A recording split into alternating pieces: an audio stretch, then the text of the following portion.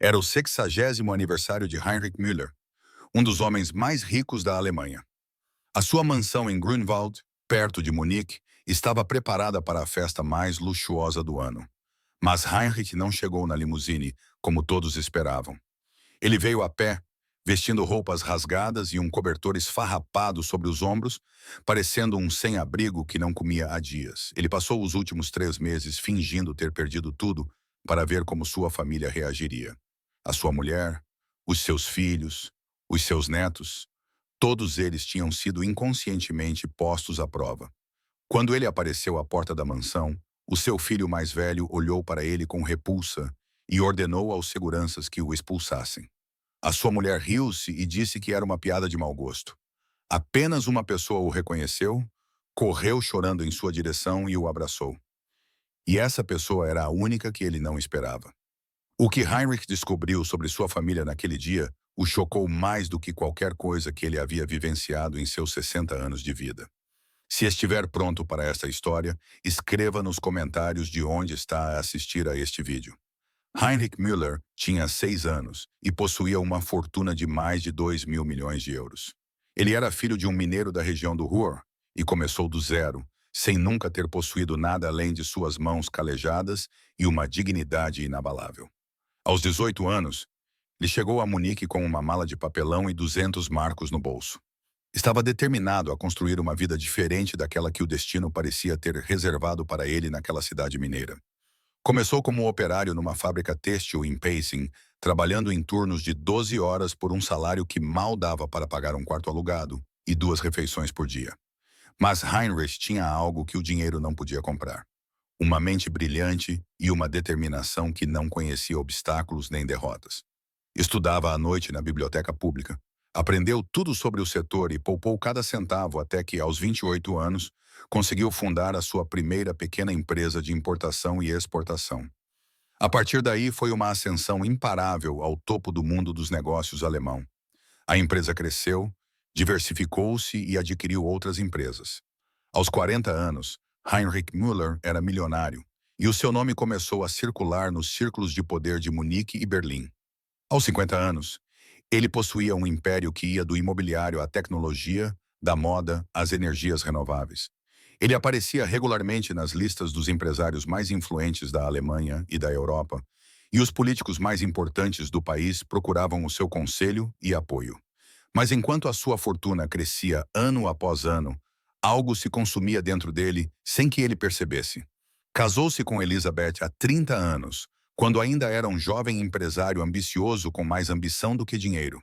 Ela era bonita, ambiciosa e, portanto, perfeita para o papel de esposa de um homem poderoso. Ela deu-lhe 3 filhos: Marcos, Stefan e Júlia. Marcos era o primogênito, Stefan o segundo filho e Júlia a mais nova.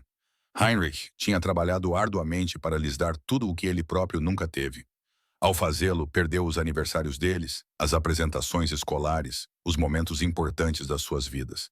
E agora, aos 60 anos, olhou à sua volta e perguntou-se se alguém nesta família o amava realmente pelo que ele era ou pelo que possuía.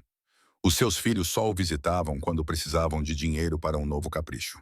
A sua esposa parecia mais interessada nos seus cartões de crédito do que nele como pessoa.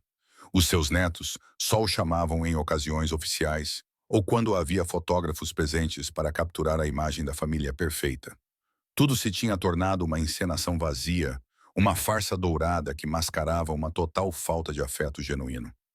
A ideia surgiu-lhe numa noite de insônia, 3 meses antes do seu 60º aniversário. Deitado, acordado na cama conjugal da mansão em Grünwald, ouvia a respiração regular de Elizabeth ao seu lado e questionava-se sobre o que aconteceria se um dia perdesse tudo. Quem ficaria ao seu lado? Quem o ajudaria? Quem ainda o amaria? Então ele elaborou um plano. Um plano louco, talvez cruel, mas necessário para descobrir a verdade. Ele fingiria ter perdido tudo, como se tivesse sido vítima de uma fraude colossal que o levou à pobreza total. Durante 3 meses, ele viveria como um pobre e observaria à distância como a sua família reagiria à notícia.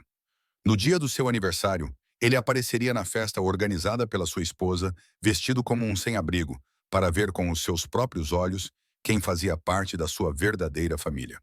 Apenas o seu advogado de confiança e o seu médico pessoal sabiam a verdade.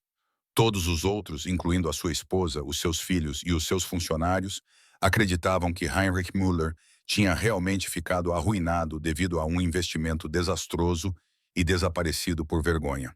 As primeiras semanas após o anúncio da suposta falência foram reveladoras de uma forma que Heinrich, apesar dos seus piores receios, nunca poderia ter imaginado sobre a família que construíra e mantivera durante 30 anos.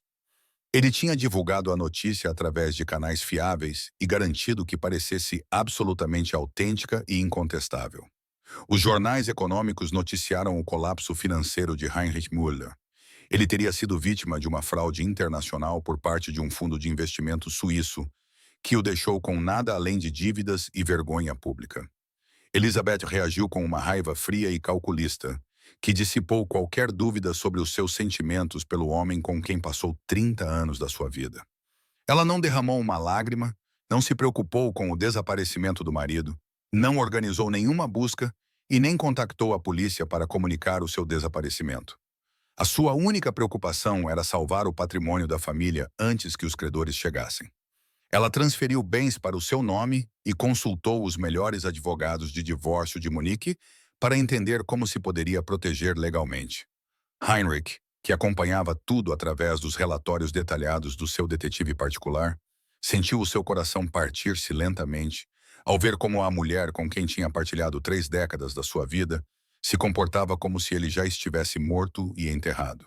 Como se a única coisa que importasse fosse salvar o seu próprio estilo de vida a qualquer custo. Nem um único momento de dor genuína, nem uma única lágrima derramada em privado, nem uma única tentativa de o procurar ou compreender o que lhe tinha acontecido. Apenas cálculos frios e manobras legais para proteger os seus próprios interesses financeiros. Marcus, o filho mais velho e suposto herdeiro do Império Müller, reagiu ainda pior do que a mãe. Tinha 40 anos, trabalhava nominalmente na empresa familiar com um título pomposo e um salário astronômico, mas na realidade passava os dias entre campos de golfe exclusivos, clubes privados e férias em locais exóticos. Quando soube do colapso financeiro do pai, a sua primeira e única reação foi pura e simples raiva. Não pelo desaparecimento do pai, de quem não se tinha notícias, nem por preocupação com a sua saúde ou segurança, mas raiva cega pela herança perdida, que ele já considerava seu direito. Imediatamente ligou para os seus advogados pessoais para esclarecer se poderia reivindicar de alguma forma os bens do pai, se havia algo a salvar antes que os credores levassem tudo. Ele não tinha feito uma única tentativa de procurar o pai. Não se tinha preocupado minimamente com o seu destino e nem sequer fingiu estar triste para as câmaras que ocasionalmente apareciam em frente à mansão. Stefan, o segundo filho da família Müller, não era muito melhor do que o seu irmão mais velho, apenas um pouco mais discreto nas suas reações egoístas. Aos 35 anos, ele dirigia uma cadeia de restaurantes de luxo em Munique, que tinha sido totalmente financiada com o dinheiro do pai. Uma cadeia que já estava a falhar miseravelmente, apesar dos constantes resgates financeiros que Heinrich tinha garantido ao longo dos anos. A sua reação à notícia da ruína do pai foi o pânico egoísta e total de alguém que vê o seu estilo de vida desmoronar-se, sem nunca ter feito nada para o construir. Apenas Julia, a filha mais nova e a ovelha negra da família Müller, reagiu de forma completamente diferente de todos os outros.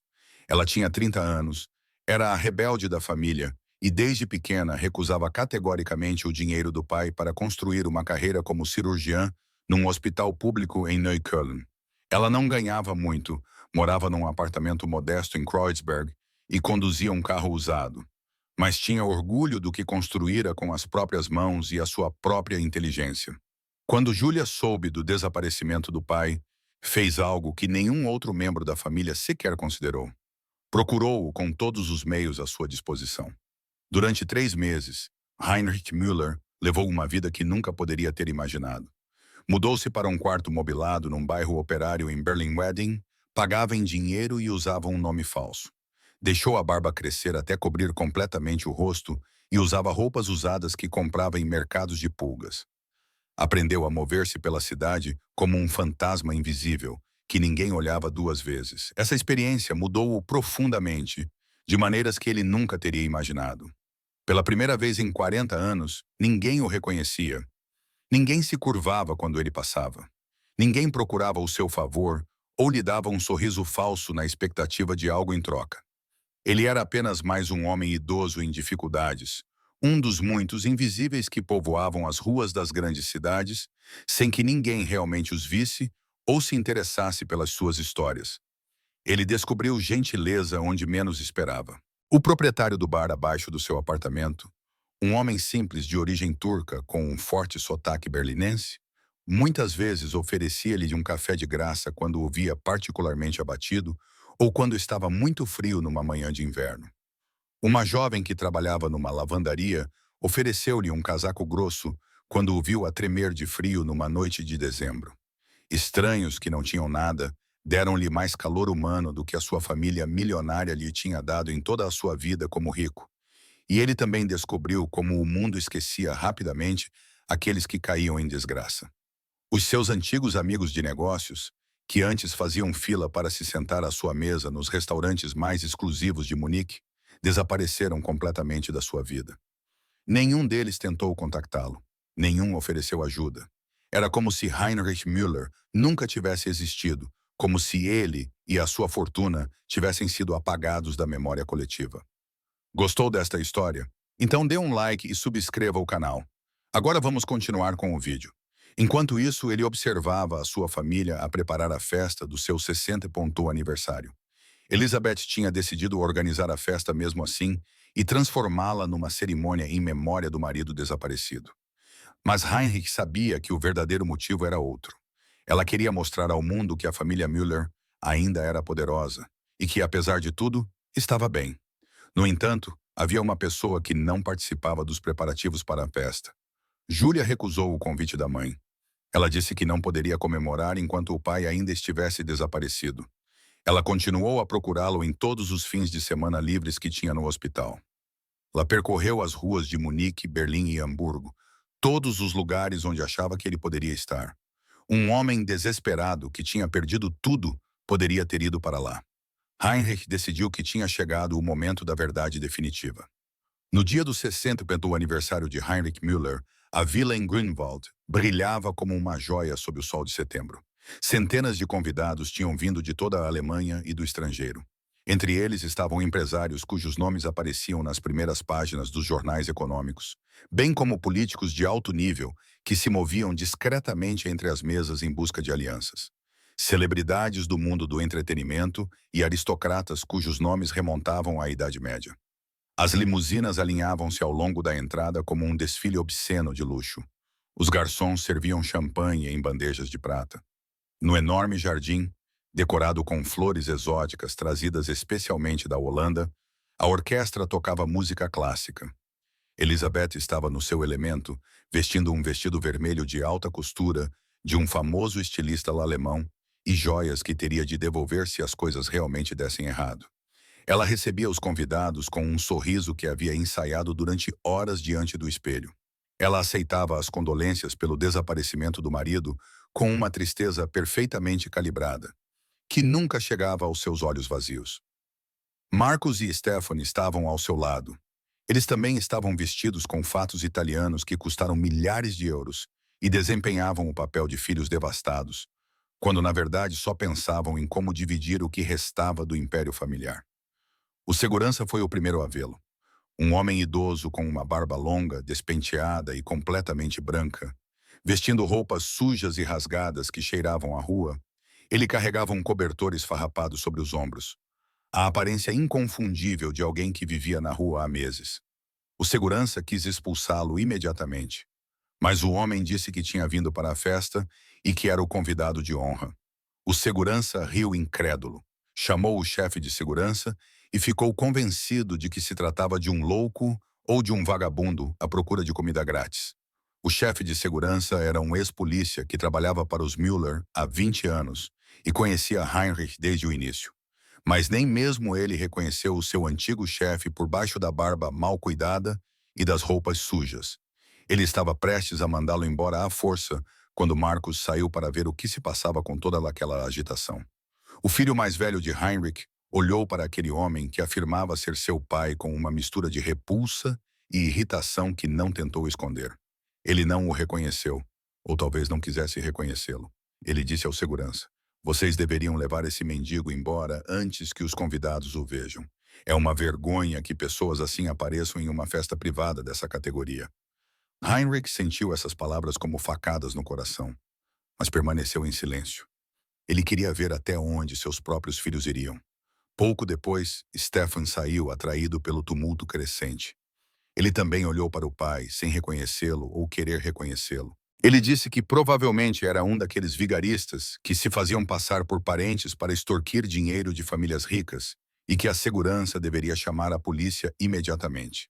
Então Elizabeth saiu. A mulher que fora sua esposa por 30 anos aproximou-se com um desgosto aristocrático que ela havia ensaiado perfeitamente. Ela examinou Heinrich da cabeça aos pés, reparou nas roupas rasgadas, na barba mal cuidada e nas mãos sujas. Nos seus olhos frios não havia o menor reconhecimento, nem um pingo de familiaridade com o homem que dormira ao seu lado durante 3 décadas. Ela disse que era uma piada de muito mau gosto e que alguém estava a tentar arruinar a festa. Mandou a segurança retirar imediatamente aquele homem. Heinrich estava prestes a revelar tudo quando ouviu gritos vindos da rua. Julia tinha vindo à mansão contra a sua vontade. No último momento, uma amiga do hospital a convenceu. Ela disse que Julia deveria aparecer, pelo menos por respeito à memória do pai, mesmo que fosse apenas por alguns minutos. Ela estacionou o seu carro velho e usado no final da entrada e se sentiu completamente deslocada entre as limusines de luxo e os carros esportivos que custaram centenas de milhares de euros. Ela estava a caminhar em direção à entrada quando viu a cena nos portões da mansão. Viu um homem idoso cercado por seguranças, como se fosse um criminoso perigoso. Viu a mãe e os irmãos, que olhavam para ele com repulsa evidente. Viu os guardas, que estavam a levá-lo à força. Ele não resistiu. E a maneira como aquele homem, apesar de tudo, mantinha os ombros erguidos e permanecia de pé com dignidade, apesar das humilhações, fez o coração de Julia bater mais rápido e mais forte. Ela correu o mais rápido que pôde em direção a ele, empurrou os guardas para o lado, sem se importar com os protestos deles, e finalmente parou diante daquele homem de barba longa e roupas sujas. Olhou nos seus olhos. Aqueles olhos que conhecia desde o seu nascimento. Aqueles olhos que a tinham olhado com orgulho silencioso no dia em que se formou em medicina, embora ele nunca lhe tivesse dito isso com palavras. Aqueles olhos que ela reconheceria em qualquer lugar do mundo, não importava o quanto o rosto ao redor deles tivesse mudado. Julia percebeu imediatamente o que estava a acontecer. Sob a barba mal cuidada, sob as roupas esfarrapadas e sujas, sob a aparência de um sem-abrigo que vivia na rua, ela reconheceu o seu pai. O homem que construíra um império do nada. O homem que se perdera enquanto tentava dar tudo à sua família. O homem que ela procurava há 3 meses, sem nunca desistir. Ela começou a soluçar, com o corpo todo a tremer, e abraçou-o com toda a força, sem se importar com os olhares surpreendidos dos outros ou se preocupar em sujar o seu vestido bom. Ela chamou-o de papai, entre soluços incontroláveis, e agarrou-se a ele como se tivesse medo de que ele desaparecesse novamente se ela o soltasse por um segundo. O silêncio que se seguiu foi ensurdecedor e absoluto. Elizabeth empalideceu como se tivesse visto um fantasma, porque, de certa forma, era exatamente isso que ela tinha visto. Marcus e Stefan trocaram olhares de puro terror e de repente compreenderam o que tinham feito, o que tinham dito e como se tinham comportado em relação ao seu próprio pai, sem o reconhecerem. Os convidados que se aproximaram para ver o que tinha acontecido murmuravam confusos entre si, tentando compreender se o que estavam a ver era real ou um espetáculo elaborado. Heinrich retribuiu o abraço da filha e sentiu as lágrimas escorrerem pelo rosto pela primeira vez em décadas. Naquele momento, ele soube que tinha encontrado o que procurava, embora não da maneira que esperava. Ele descobriu que naquela família enorme e disfuncional, havia apenas uma pessoa que realmente o amava. Apenas uma única pessoa que se preocupou com ele quando tudo parecia perdido. As semanas seguintes foram um terremoto que abalou a família Müller até aos seus alicerces. Heinrich não perdeu tempo em implementar as consequências da sua descoberta e agiu com a mesma determinação implacável que o levou a construir o seu império do nada. Elizabeth recebeu os papéis do divórcio 3 dias após a festa. Heinrich foi generoso nos acordos financeiros, mas não por afeto, e sim porque não queria se envolver em disputas judiciais intermináveis. Ele deu a ela o suficiente para viver confortavelmente pelo resto da vida, mas nada mais. A mansão em Grunwald, onde ela pretendia continuar sua vida de luxo, foi vendida a um empresário estrangeiro. Marcus foi demitido de todos os cargos na empresa da família, com efeito imediato. Heinrich informou-lhe que, pela primeira vez em seus 40 anos de vida privilegiada, ele teria que procurar um emprego de verdade. Ele deixou para ele um pequeno fundo fiduciário que só seria liberado quando Marcus provasse que era capaz de manter um emprego por pelo menos 2 anos consecutivos, sem ajuda externa. Marcus reagiu com raiva e ameaçou processar, mas os seus advogados explicaram-lhe que ele não tinha fundamentos para contestar as decisões do pai. Stefan perdeu o financiamento para a sua cadeia de restaurantes, que faliu em poucas semanas. Heinrich ofereceu-lhe as mesmas condições que ao irmão. Só o ajudaria se ele provasse que era capaz de trabalhar com seriedade e de forma independente. Stefan, que era menos orgulhoso do que Marcus, aceitou um emprego como empregado de mesa num dos seus antigos restaurantes. Estava determinado a provar ao pai que era capaz de mudar. Mas com Julia, Heinrich construiu algo completamente novo e inesperado. A filha que ele sempre negligenciara e considerara rebelde por ter recusado do seu dinheiro, revelou-se a única pessoa digna da sua herança.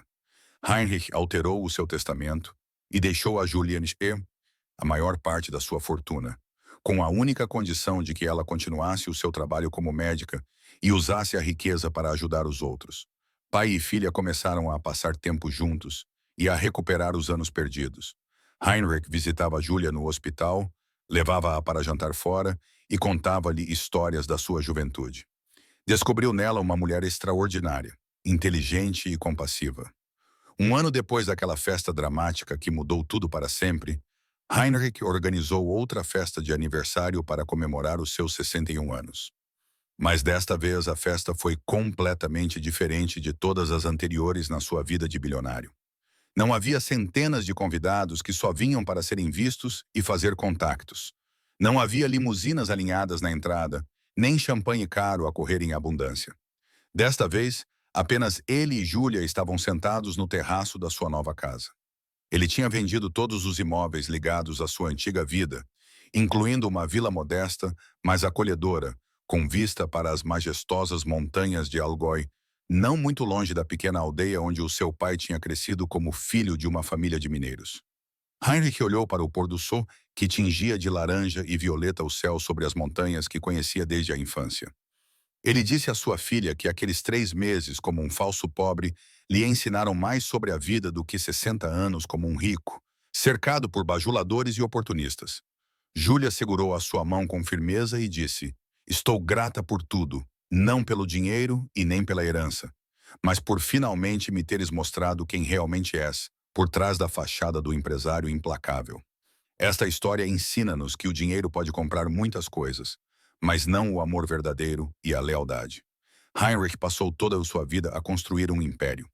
Ele acreditava que poderia dar tudo aos seus filhos com dinheiro e uma vida segura. Em vez disso, ele apenas lhes ensinou a amar a sua riqueza. Mas a história também nos ensina que nunca é tarde para descobrir a verdade. Heinrich teve a coragem de colocar a sua família à prova. Julia representa a esperança de que, mesmo nas famílias mais disfuncionais, pode haver alguém que coloque o amor verdadeiro acima do interesse próprio. Obrigado por teres ficado comigo até ao fim desta viagem.